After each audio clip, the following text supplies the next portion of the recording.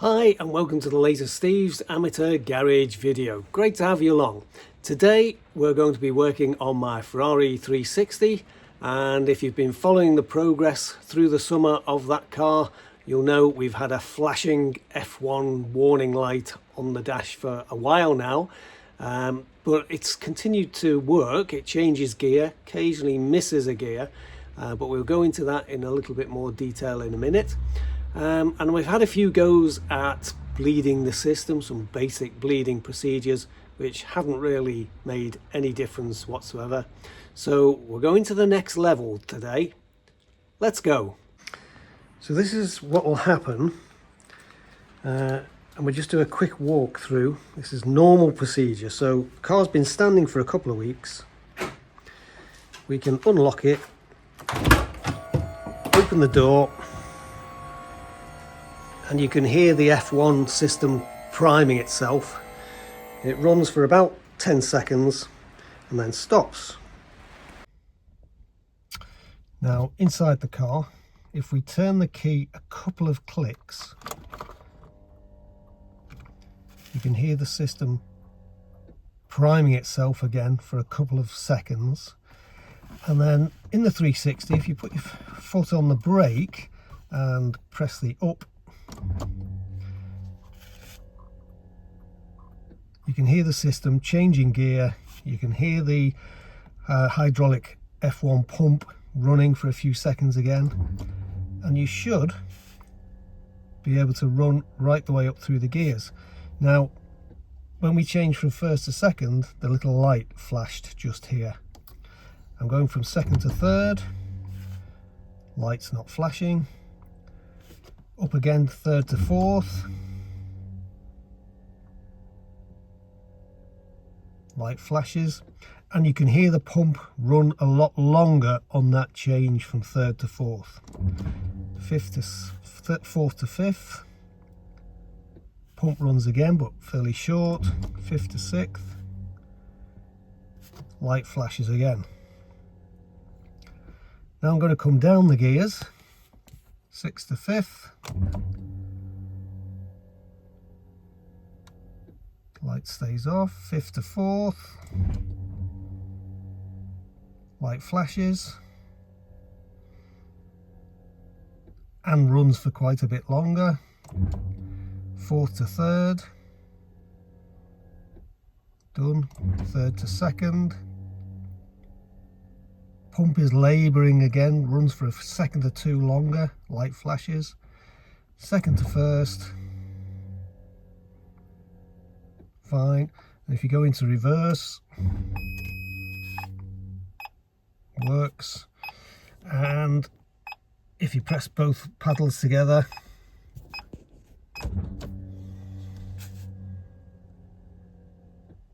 goes into neutral.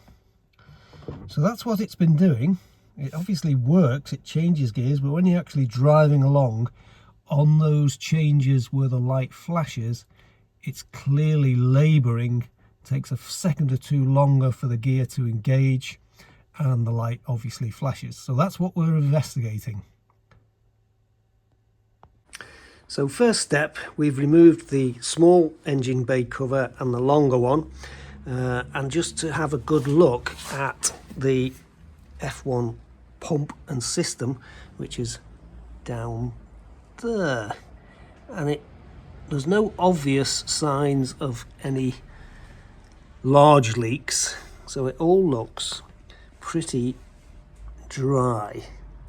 So the next step, we're going to take off the rear undershield from the engine. That's always fun for the amateur to do, and I will ask my able assistant to come along and sit in the car and change the gears, and we'll watch what happens at this end. So I've had my able assistant along, and she sat in the driver's seat and with the ignition on, ran through the gears as before, and I stayed at the back and watched the fluid level here. And yes, you can see the fluid level going up and down as we go through the gears, but there were absolutely no bubbles coming back up or making their way into the fluid. So I don't think there's a leak in the system. I also can't see any drips or puddles appearing. So my thought is the system is quite correct. Just looking at the undershield, there's a sort of bit of a puddle there, but it's not really a puddle. It's probably where I cleaned it off last time. So no clues from there, but whatever it is, it's not dripping a lot. Further investigation required. Now, in true amateur mechanic fashion, because we have a problem developing with the F1 gearbox, I've obviously been keeping an eye out for a good second-hand replacement, and I finally acquired one, which was the actuator, which looks good, and the gentleman who sold it to me very kindly threw in the rest of the hydraulic system because he was doing a swap from the F1 gearbox to a manual conversion. So basically I have all the parts which I'm reliably informed were working when he took them off, and effectively I could swap out the whole system. Hopefully I won't have to go that far, but there's all the parts if I have to.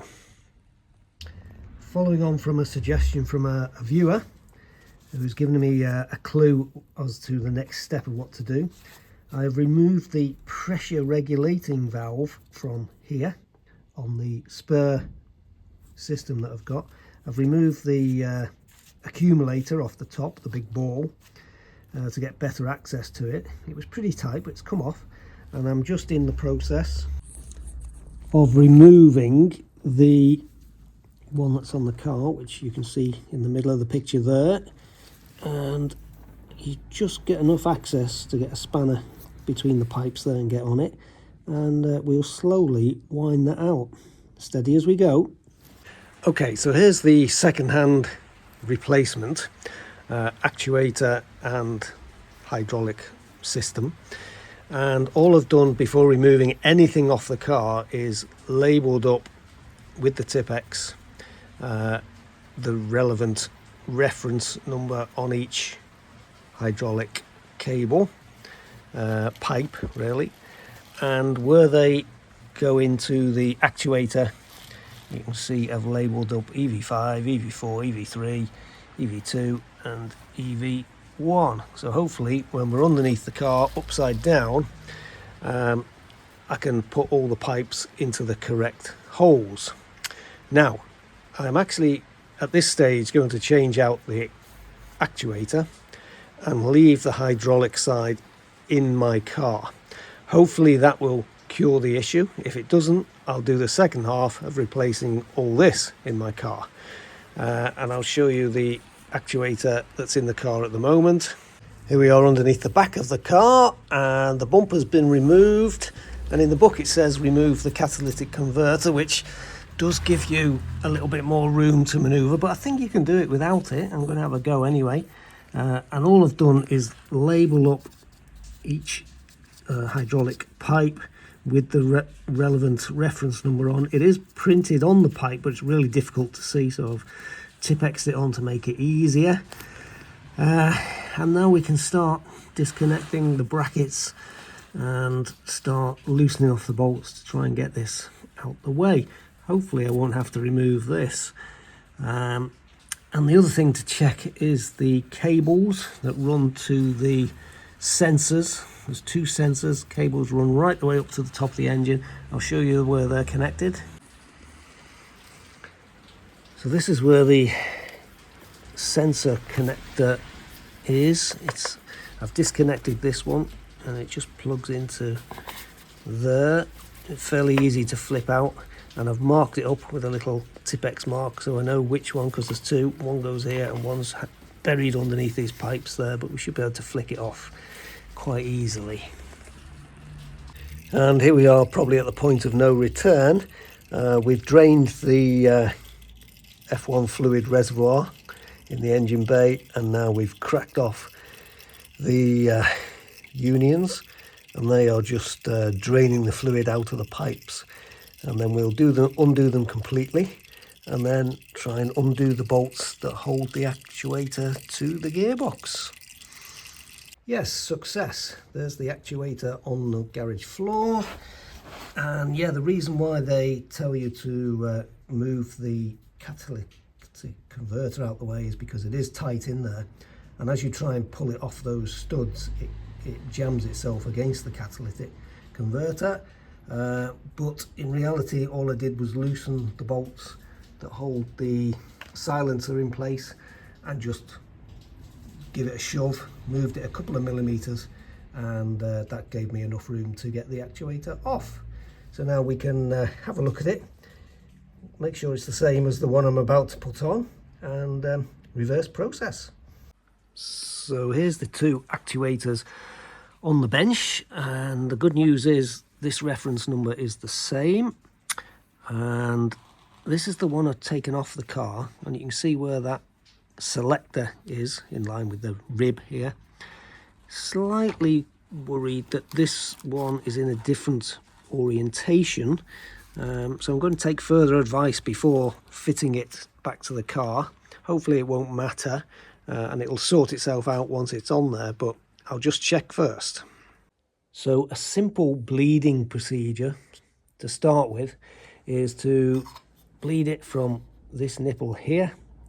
I just ran a plastic pipe into the fluid reservoir, and as soon as the system obviously opened it up, and as soon as the system ran the pump, fluid should just run straight through there into there. Give you a little tip before you do it, just either have somebody hold this pipe or put a little clamp on it, because otherwise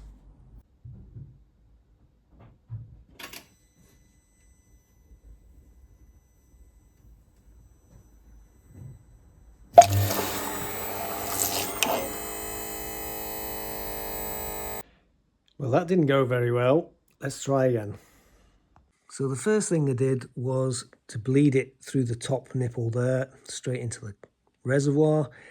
I then removed this pipe, sealed it up again, and bled it using the 3 screws on the end of the actuator. And then worked the gearbox through a few times, and that seems to have expelled the air, and everything seems to be working well. So now we're going to reassemble it back to the car.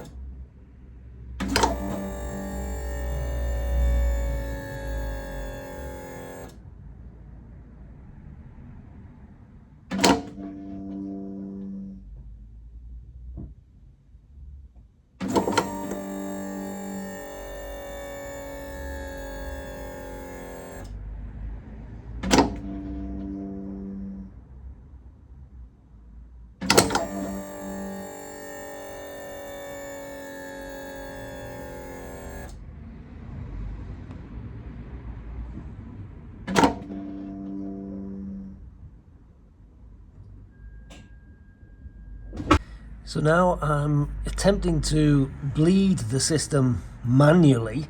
I've filled the reservoir 3/4 full with fluid, and then ran it through first, second and third gear and back down, second, first, into neutral a couple of times. You can see there's quite a few bubbles in the fluid, so clearly it's pushing fluid around. The gearbox warning light is flashing every now and again, but it seems to do it less the more I change gear. So I think it's pulling fluid through. We've tried bleeding it a little bit from the first bleed nipple, which is there right in the middle of the picture. And I'm going to keep topping the fluid up, keep running it through the gears, see if it stops flashing its light, and see if we can manually bleed this F1 system.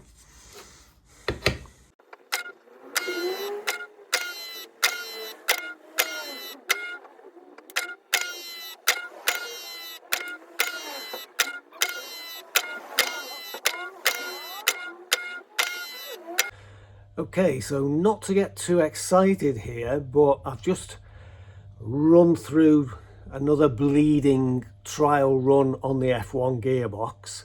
Ran it all the way up from first to sixth, back down to first, into neutral, into reverse, back into neutral, and the little gearbox light didn't flash at me. It's probably too early at this stage to say we've cured anything, but it is hopeful.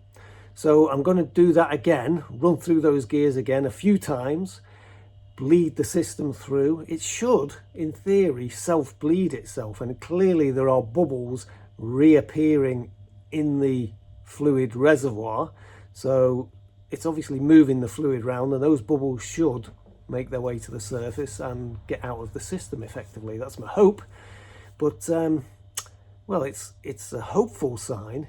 We'll see how we go when we come back, re-bleed it again, and then I've got to decide, do I put that back onto the gearbox and try it? Fingers crossed. And this time I'm going to bleed it through, run it through the gears, but with the bleed screws, all three of them, open by 2 complete turns, and see what that does, see if it affects it in any way whatsoever. When I had this on the bench, this bleed screw was actually not even closed. It was just loose. The others two were fairly tight. I would be extremely fortunate if that was the issue, that had basically just not been tightened up enough, or had worked its way loose and was affecting the movement in some way. But I'm going to try it and see what happens. Okay, I'm going to give it one more run through the gears today, and then I'm going to leave it overnight and then do the same again tomorrow, and then make the decision of whether I put it back onto the side of the gearbox. So, having left the system to settle down overnight, first thing I did this morning was to run up through the gears, up and down twice. The little light did not flash on the dashboard, so I'm going for the reassembly process, and with a bit of careful alignment you can just about squeeze the actuator back on between the catalytic converter. A little bit of whittling, but it's not forcing it, it's just you've probably got a millimetre to play with, and it's currently on the bolts. I've put a bit of gasket sealer around the join and a little bit of gasket sealer just in the 3 bleed holes, just to stop them shaking loose, and we'll start the reassembly process. Actuator back on and bolted up, brackets in place, hydraulic pipes tightened up, and all we've got to do is test it. Right, here we go. Turn the key a couple of clicks. Let it do its check. Put your foot on the brake. Fingers crossed. There's first. Second. Third. Fourth. Fifth. Sixth. No little flashing light coming on down here so far. Going down.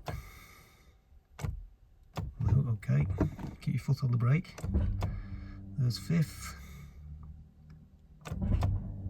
fourth, third, second, first, and press both levers together. Neutral, stick in reverse. Yeah, both levers again. Job done. This is looking hopeful. Well, I'm going to end the video here because it's all going too well. This could be the best success I've ever had on this Ferrari F1 gearbox. and it'll be really lucky if all that was causing that issue was the fact that one of the bleed screws was really not tightened up. But all I've got to do is put it back together, take it for a test drive, but fingers crossed everything is looking good on this one. If you've enjoyed the video, please like, subscribe, and don't forget to hit the notification bell, because we've got many more exciting videos coming soon, both on the Ferrari, the E-Types, the campervan and the MG. You all take care. I'll see you for the next one. Bye for now.